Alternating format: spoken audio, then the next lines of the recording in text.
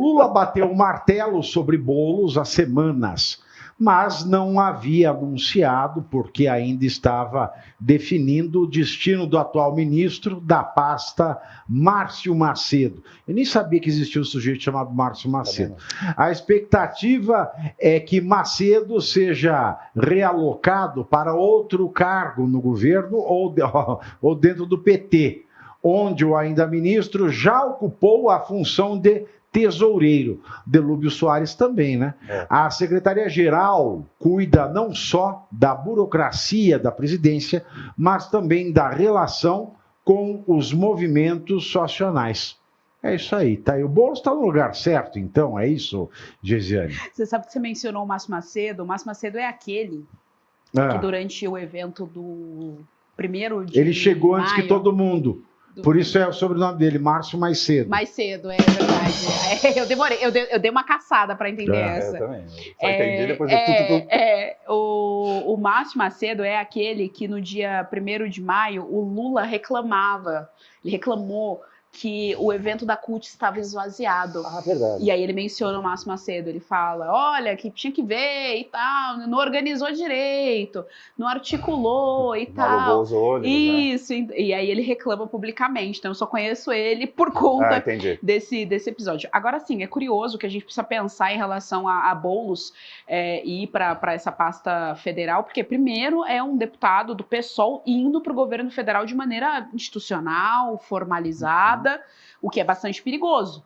A gente já tem a Gleisi Hoffmann ali dentro, nas relações institucionais, agora a gente tem o Boulos.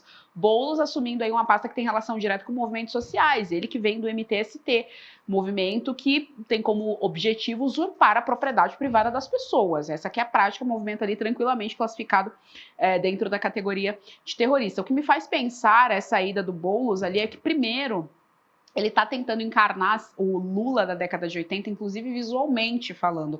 A aparência do Boulos está muito semelhante à aparência que o Lula tinha lá atrás, quando ele era sindicalista. Eu sempre falei isso, ele é um cosplay do Lula. É, total. Então, assim, é a barba, a voz, ele está forçando a voz. Exatamente, a linguinha preta. Isso. A linguinha ele força ali, ele está tentando trazer isso. Eu considero a esquerda inteira extremista, mas o Boulos, dentro desse extremismo, ainda é o extremismo, ele é muito extremo, é um Paulo Pimenta assim da vida, é o cara que é extremão. Então me faz pensar em relação a esse sucessor aí de Lula, porque o espólio precisa ser dividido, não foi ainda. A Gleisi não é bem vista pela cúpula petista, a Janja não é bem vista pela cúpula petista e nem pela população, ela tem baixa popularidade, ela tem uma desaprovação muito alta de popularidade. Então tem a questão do espólio e pior ainda, o Boulos, ele teve muito voto aqui na eleição municipal. A Janja é amada nos 4 quadrantes do universo. Você se refere ao espólio sucessório do próprio Lula, do próprio Lula, tem essa questão do espólio do Lula, né? Exato. Qual é esse sucessor da esquerda? Pode ser o Boulos agora, com essa aproximação do Lula, já que ele está ganhando uma pasta ministerial, é um perigo pra gente, principalmente porque o Boulos, ele tem mais capital político do que o Haddad, por exemplo. O Haddad tentou pegar esse espólio, mas não conseguiu. O Haddad, ele realmente, assim, é um fenômeno a ser estudado. O cara não foi um bom ministro da educação, não é um bom ministro da Fazenda, não conseguiu ser reeleito na prefeitura daqui de São Paulo, perdeu a presidência pro Bolsonaro, então assim, ele sai acumulando derrotas, é um negócio impressionante. E ele não conseguiu angariar esse capital político. O Boulos talvez tenha mais possibilidade, porque o Boulos ele fez uma boa votação aqui na cidade de São Paulo, embora ele tenha perdido as eleições municipais, mas ele levou mais de 1 milhão de votos. Então, assim, tem cadeira do Senado para vir por aí, tem a própria eleição de 26. Acho que o Lula não vai largar esse osso por enquanto, mas ainda assim, infelizmente, o Boulos aponta como um político que tem sim um capital político, é triste de dizer isso, mas é uma realidade, e ele consegue também fazer aquela articulação que o pessoal adora, o pessoal ele existe somente por isso, que é tumultuar todas as sessões do Congresso, ele consegue fazer esse tipo de articulação ali dentro, que também é perigoso. Não, eu acho que a sua leitura está muito próximo da perfeição, mesmo que a gente esteja aqui e esteja fazendo uma leitura do futuro, né? Porque o Dilma desinelegibilizado já se manifestou que ele vem para o ministério e vem para ficar. Quem é que falou? Dilma desinelegibilizado. Quem que é esse daí? É o Lula, é que eu não gosto de falar Lula, então eu falo Dilma desinelegibilizado. Disse para ele entrar no ministério e não sair até o final. Então pode ser exatamente isso que você falou, olha, você não vai sair nem para a campanha. a sucessão não será agora. Isso. Então já sinalizou, ó, fica aí. O problema é o que ele fará sem cargo a partir de 2027. Mas não é problema nosso, eles que continuam, eles que sigam por aí. Eles que se virem. O que me surpreende, Pavinato, Geise... Contrapartida, a gente precisa levantar o plano do lado de cá. É isso aí. O que me surpreende de verdade, eu vou ser sincero, olhando para você, é ele estar indo para o ministério, ocupar um prédio sem invasão. Isso me surpreende. É verdade. Vamos aplaudir. O Lula conseguiu uma coisa que a direita nunca conseguiu. É verdade, conseguiu uma coisa. Fazer o Boulos ocupar um lugar, um prédio sem precisar invadir. Agora, no sábado... Agora que eu fico me perguntando essas coisas aqui. Isso é muito interessante. No sábado, o Lula ele mandou um duro recado ao presidente dos Estados Unidos, Donald Trump, sem citar o Donald Trump e sem preocupar o Donald Trump. Durante um evento em São Bernardo, Lula disse que, aspas, nunca mais o presidente de outro país ouse falar grosso com o Brasil. A fala de Lula acontece dias depois da reunião do ministro das Relações Exteriores, Mauro Vieira, com o secretário de Estado norte-americano, Marco Rubio. Vamos ouvir a fala do Lula, que esta é interessante ouvir. A gente quer formar uma doutrina latino-americana, com professor latino-americano, com estudante latino-americano, para que a gente possa sonhar que esse continente um dia vai ser independente, que nunca mais um presidente de outro país ouça falar grosso com o Brasil, porque a gente não vai aceitar. Não é uma questão de coragem, é uma questão de dignidade e de caráter. Porque dignidade e caráter vocês não comprarão em shopping, vocês não comprarão em free shop, vocês não comprarão, vocês adquiriram no berço. É o pai e a mãe de vocês que deu a sustentabilidade de caráter para definir o que a gente é.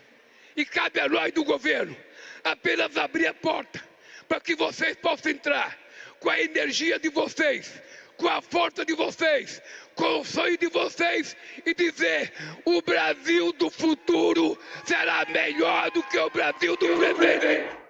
Agora, uma leitura aqui. Um sujeito que fala assim da própria mãe, porque o Lula ele fala que a gente deve da sustentabilidade do nosso caráter, a gente deve da nossa mãe.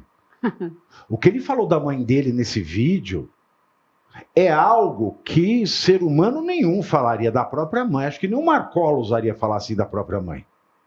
Porque quando o Lula vem e fala que a gente deve do nosso caráter, a gente deve da nossa mãe, ao nosso pai, o que eu posso pensar da mãe do Lula?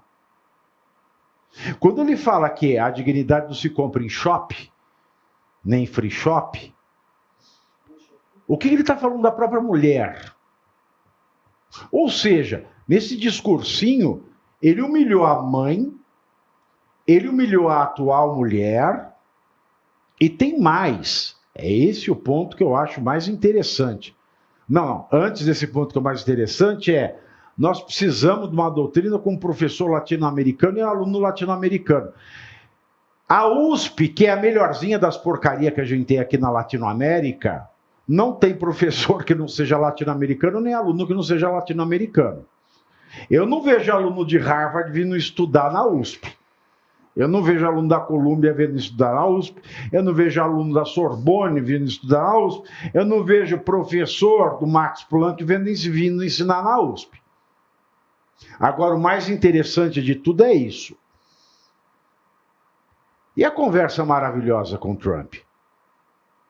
E a química com o Trump? Porque na semana passada o Lula falou que não era química, era petroquímica. Que química era essa, Geisiane? Era metanol?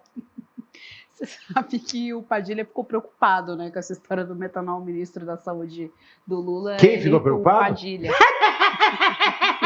Ele ficou bem preocupado. Acho que de repente ele viu casos próximos, né? E aí ele correu. Acho que não usaram aplicativo Cupido, né? Para falar com o Marco Rubio. Pois é.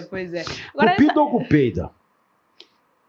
As duas coisas aí estão certas, né? Enquanto o vídeo passava, o Caivano falava aqui do Foro de São Paulo, né? Porque ele fala o que é bastante interessante. Bom, Foro de São Paulo, que a velha imprensa, por longos anos, negou. Olavo de Carvalho, por exemplo... Teoria conspiratória. Exato, né? Teoria conspiratória. Olavo de Carvalho, por exemplo, sofreu ali uma difamação pública imensa em decorrência de defender o óbvio. Existe o Foro de São Paulo e a imprensa inteira negou, curiosamente, no começo do governo do Lula 3, recebemos ali, teve reunião do Foro de São Paulo aqui no nosso país. Logo após receber ali o Maduro, né, com honras de chefe de Estado, teve também aí reunião do Foro de São Paulo. Agora, é interessante porque, assim, vamos lá. A gente sempre fala da doutrina nas escolas, isso não é segredo mais para ninguém. Mas, para além disso, as escolas do Brasil são completamente, desculpa, com todo respeito, mas são patéticas do ponto de vista ao que entregam de resultado. Os resultados que temos aí em todos e qualquer ranking, você pode pegar o ranking que for, sei lá. Até o Luciano Ranking. Ranking da América do Sul, aí você pega ranking de faculdade, você pode pegar o ranking que você quiser. Pegue a lista que quiser para fazer uma comparação do Brasil com outros países. E não precisam nem ser países desenvolvidos, de primeira linha. Não, fora disso. A gente sempre amarga posições completamente pífias. Então, o aluno sai da escola sem saber o básico da língua portuguesa, sem saber o básico de matemática. Ele entra numa faculdade já com essa péssima carga, né, já com esse déficit imenso. Ele não consegue interpretar textos simples, fazer leitura de textos simples, interpretar textos simples, ainda que ele seja um aluno de ensino superior. Então, são esses profissionais que estamos formando e colocando no mercado todos os dias. Se a gente for pegar, por exemplo, a lista de leitura dos alunos brasileiros, é uma coisa também assim, de sentar e chorar. O brasileiro não está lendo livro. E quando está lendo, é uma leitura muito rasa, é uma leitura muito simplória.